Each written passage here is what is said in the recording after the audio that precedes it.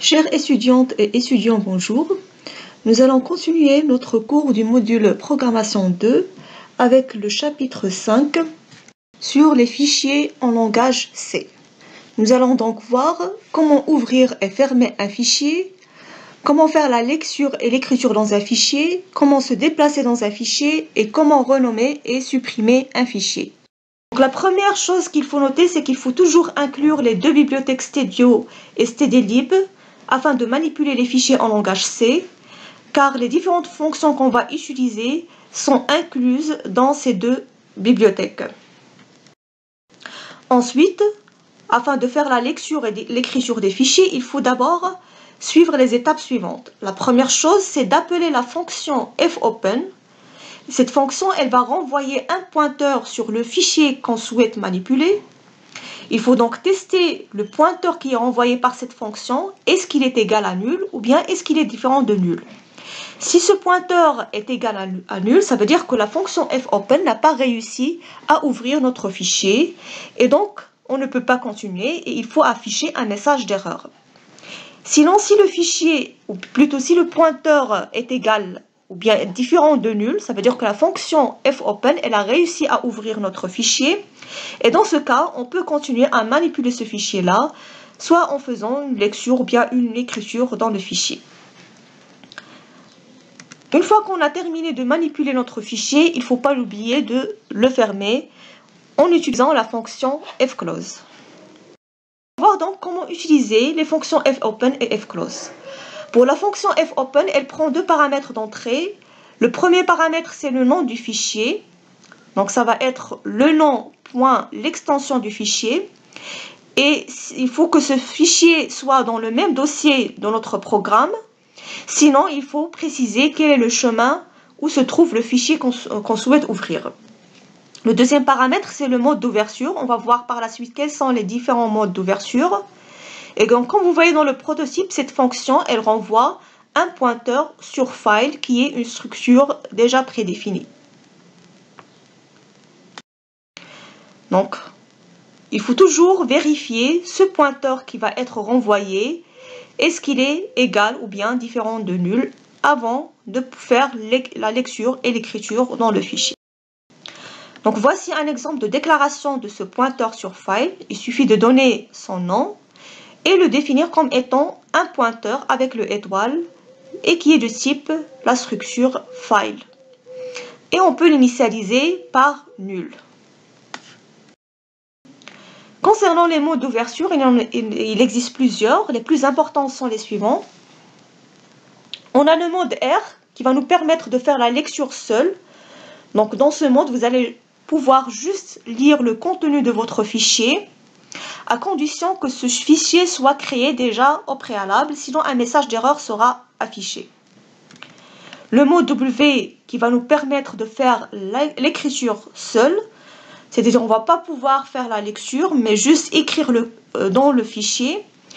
Et à l'inverse du mode R, si le fichier n'existe pas, il va être créé automatiquement avec le nom qu'on a fait passer dans la fonction fopen.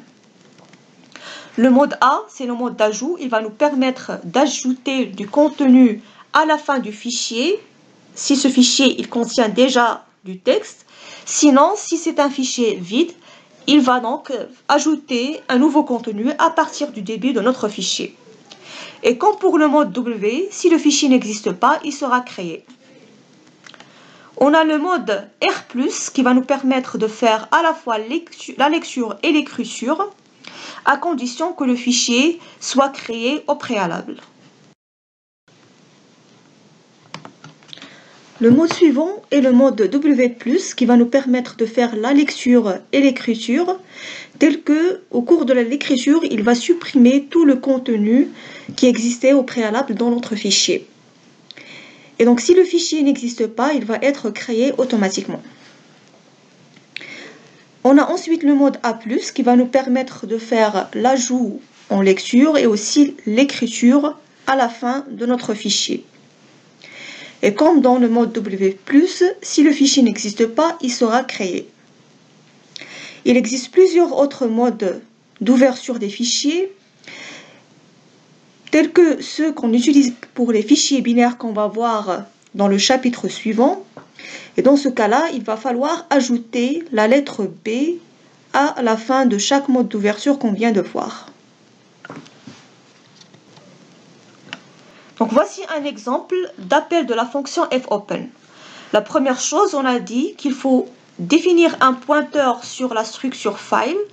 Et ce pointeur-là, il va recevoir le résultat de la fonction fopen qui va prendre deux paramètres. Le premier, c'est le nom du fichier qu'on souhaite ouvrir.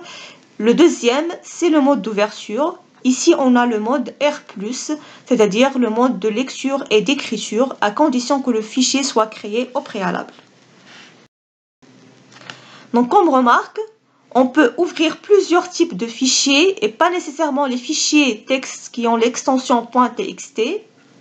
Et comme j'ai précisé tout à l'heure, si votre fichier n'est pas dans le même dossier que votre programme, il faut spécifier quel est son chemin, soit le chemin relatif ou absolu. Il ne faut pas aussi oublier de tester l'ouverture de votre fichier à travers le pointeur qui va pointer sur votre fichier. Donc le pointeur qui est retourné par la fonction fopen, on doit voir est-ce qu'il est égal à nul ou bien différent de nul pour savoir si l'ouverture a échoué ou bien elle a réussi. Voici un exemple de test. Donc on a défini le pointeur qui s'appelle fichier. Il va recevoir le résultat de la fonction fopen. Et donc, par la suite, on va faire le test sur ce pointeur qui s'appelle fichier. S'il est différent de nul, on va continuer à manipuler notre fichier, soit de faire la lecture et l'écriture. Sinon, on va afficher un message d'erreur. La fonction suivante, c'est la fonction fclose. On a dit qu'elle permet de fermer un fichier qui a été déjà ouvert. Cette fonction, elle prend un seul paramètre, c'est le pointeur sur le fichier. Donc, c'est le pointeur qu'on vient de créer qui est de type file. Cette fonction, elle retourne une variable qui est de type int. Elle peut être soit égale à 0, si la fermeture elle a réussi, soit égale à EOF qui signifie end of file ou bien la fin du fichier. On va voir par la suite que le end of file, il va signifier, donc on va l'utiliser soit pour le parcours d'un fichier, soit dans le test sur la fermeture d'un fichier par la fonction fclose. Donc pour l'ouverture à la fermeture d'un fichier, voici un exemple. Donc une fois que vous avez testé est-ce que votre pointeur il est différent de nul, ça veut dire que l'ouverture elle a été réussie. Donc c'est là où on va pouvoir utiliser le fclose. C'est à l'intérieur de ce test-là. Et le fclose, on a dit, elle prend un seul paramètre qui est le pointeur sur le fichier. Donc on l'a appelé ici fichier. On passe maintenant à voir les différentes fonctions qui vont nous permettre de faire la lecture et l'écriture dans un fichier. Les fonctions d'écriture dans le fichier, il existe plusieurs. Nous allons voir trois fonctions.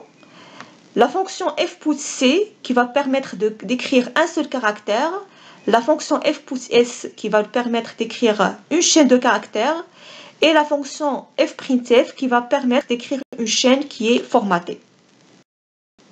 Pour la fonction fputC, elle prend deux paramètres d'entrée, le caractère qu'on souhaite écrire et le deuxième paramètre, c'est le pointeur sur le fichier sur lequel on va faire l'écriture. Cette fonction, elle retourne un code d'erreur de type int, soit 0 si l'ajout ou bien l'écriture a réussi, soit la valeur end of file si l'écriture a échoué. Pour la fonction fputC, voici un exemple d'écriture du caractère A. Donc on a fait ici fputC, le premier paramètre, le caractère A, le deuxième paramètre, le pointeur sur le fichier qu'on a déjà défini au début et qui est égal au résultat de la fonction fopen, sans oublier de faire le mode qui va nous permettre de faire l'écriture, par exemple le mode W. Pour la fonction fputs, Donc, de même que la fonction f pouce c, elle prend deux paramètres. Le premier, c'est la chaîne de caractères qu'on souhaite écrire.